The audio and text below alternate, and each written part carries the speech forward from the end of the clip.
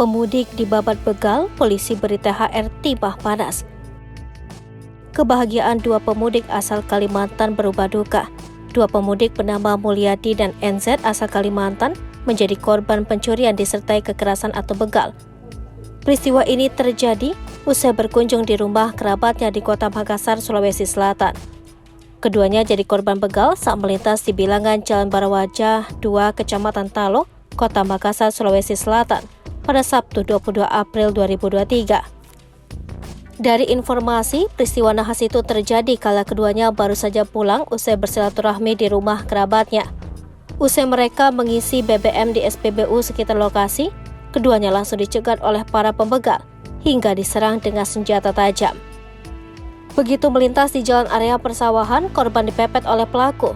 Tanpa bicara apapun, korban merampas handphone dan tas korban. Namun saat pelaku tersebut akan kabur, korban sempat berhasil mengambil kunci motor milik pelaku.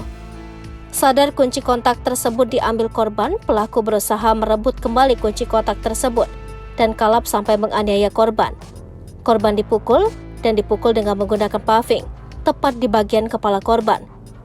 Tak puas dengan menghantam korban dengan paving, berlanjut leher korban dicekik pelaku. Selain melukai kedua korban, para pelaku juga mengambil barang berharga yang dibawa. Kurang dari 12 jam, Jatan Ras Polrestabes Makassar berhasil meringkus seorang pelaku utama penganiayaan yang mengakibatkan dua korban terluka parah usai ditebas oleh pelaku. Polisi yang melakukan pengembangan akhirnya melumpuhkan pelaku dengan timah panas lantaran mencoba kabur saat digiring dalam pengembangan pencarian pelaku lainnya.